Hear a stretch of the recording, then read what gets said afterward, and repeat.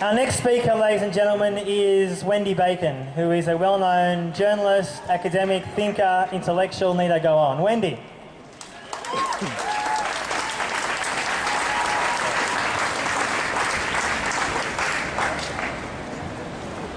Thank you, Anthony.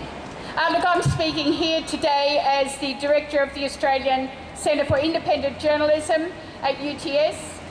Just a very small gesture. We've invited Julian Assange to become an honorary member of the ACIJ.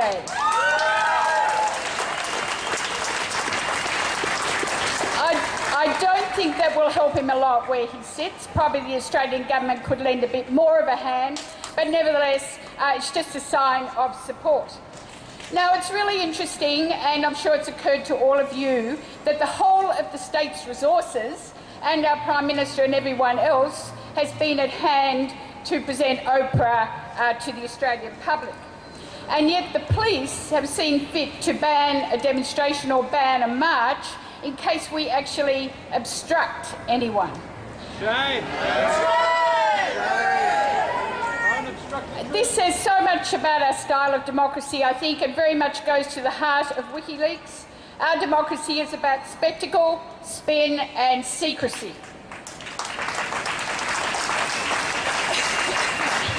Now, some of you, many of you, will not remember the days when you didn't need a permit to march. And then there came along days, I think towards the end of the 1970s, when suddenly it was suggested that you did need a permit to march. And one of the very big mistakes we made back then in giving away our rights is that people ended up going along with what is in fact something we should not have to do. There are some things more important than obstructing a few people on their way home from work.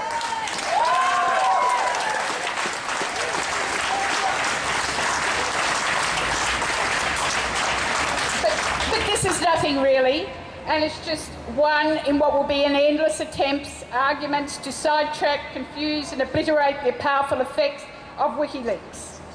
And I think our job as supporters is to go beyond, and I will talk a little bit about that, about the, what hopefully aren't cliches about freedom of expression, but so often become cliches. What we need to do is go beyond that and see that Wikileaks actually counts for something and hold the people accountable for the crimes and the duplicity exposed accountable to the extent to which we can. Now, it's no secret to any of us, and I know certainly to those of you here, that our foreign policy is based on lies. Many of you were there back in when we had hundreds and thousands of people in the streets opposing the war in Iraq. And I think it was a profoundly depressing moment for us all when that war went ahead, despite the fact of the millions around the world who didn't want it to happen. And some of the results of that, we've all seen them through Wikileaks. But I think what that did was actually leave many of us with a feeling of, to some extent, powerlessness. For my generation, we'd always believed that to some extent our demonstrations, our small actions around the war in Vietnam did help bring that war to a close. We played a part at least. What the war in Iraq meant is that somehow that was no longer possible with the power of people in the street. It's up to us to change that, and I think in the process of changing it, Wikileaks can be a significant moment. Now, by the way, has anyone asked Oprah what she thinks about Wikileaks? Can I suggest, if there's any journalists here, if anyone gets anywhere near her, you should, she might just support it. I don't know. I tried to find it on Google, but I couldn't. Now, look, I agree with many of the things that Anthony has said about the media and journalists, but this has been one moment when you do feel proud to be a journalist. Assange says he's a journalist, but also there's those journalists, particularly at The Guardian and the Bureau of Investigative Reporting in London, who did the work that journalists are supposed to do. They sifted through the information, they put it into stories, and they made it make sense to people. And that is what the journalists should be doing, not reporting government and corporate spin. And so much of that has also been exposed by Wikileaks. Now, there are those decriers, of course, and there always will be. There's the really cynical ones who say, oh, we knew it all. Well, if we did, why didn't we do something?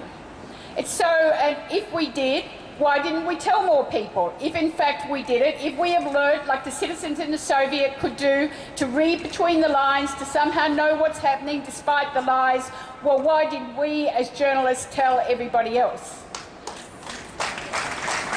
And then there are those, like Tanya Plebiscite, very disappointing, the member for Sydney. I thought she would do better than that, particularly when other members of the left came out, but being in cabinet is a heavy act. And to suggest that somehow this is illegal or that it's illegal because it was somehow classified is to deny the entire history of civil disobedience, whistleblowing and all the actions that have actually founded any sort of democracy in the first place.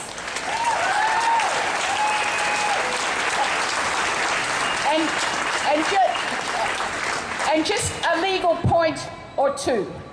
I hope that most of you here, I'm sure you have watched the video Collateral Damage. That is profoundly disturbing to watch people, what has happened to those human beings, who has done what to them to put them in a position when they are prepared to revel in the shooting of innocent people. But anyone, so they are guilty of murder, but anyone, they said that everybody knew about these cables. They were spread to thousands of people. Well, some of you may have heard of an offence called misprision of felony. It's when you fail to disclose a felony that you know has been committed. So any politician, any person in our intelligence services, anyone else who saw that, who knew about it, who failed to act, to do something, are themselves guilty of a crime. So let's not talk...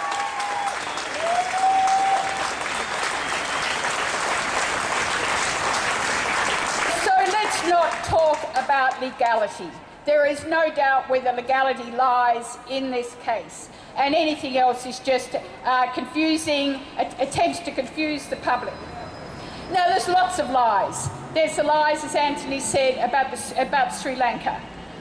While that war was going on in Sri Lanka, our government was accepting propaganda, the media were accepting the government's propaganda. If in fact there were cables and diplomatic evidence that war crimes were being committed, once again, why did the Australian government go along with it? And then of course there are the corporate acts.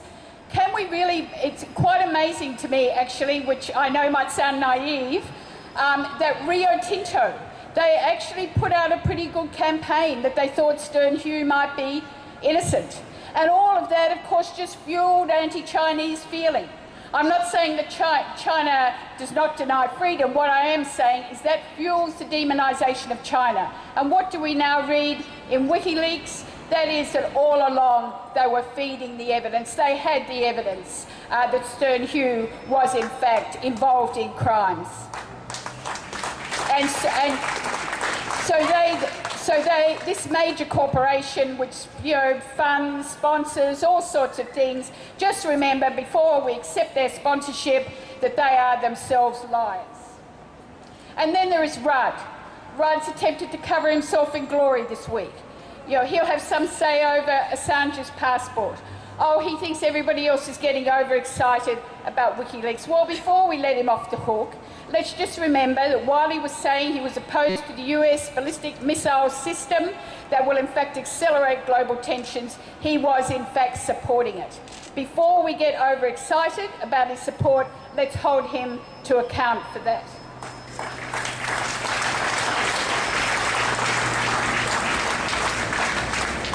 So just to finish, there has been a lot said about the importance of information for a democracy, and Wikileaks actually rests on that idea. And I'll just read you one quote from the Pentagon Papers case, which was in my generation the case that stood in our minds for the importance of seeing through the classified documents, seeing through the confidentiality, seeing through the claims for national security. That established that well for us.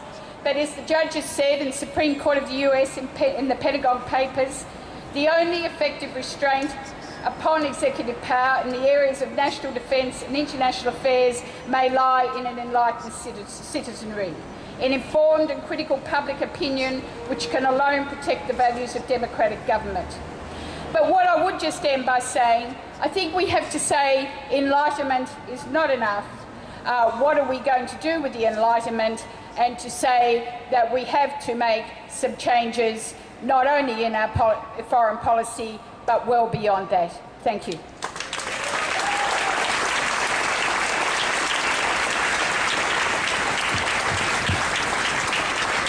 I just have three very short announcements. The first one is I've just been told that in Melbourne there are 1,000 people protesting and growing, which is great news. Secondly, that there are buckets going around for donations, so feel free to dig deep. And thirdly, initially this rally was going to be a march to the US consulate. When there was a discussion about that earlier on today with the police, they essentially said that because of Oprah, not enough resources. Interesting. Then, now we're basically in negotiation to work out whether it's going to happen or not. The question is, from the crowd, do you guys want to march? That's inconclusive, okay. Our next speaker is Marcus Strom from the MEAA, which is the journalist union in Australia. Marcus.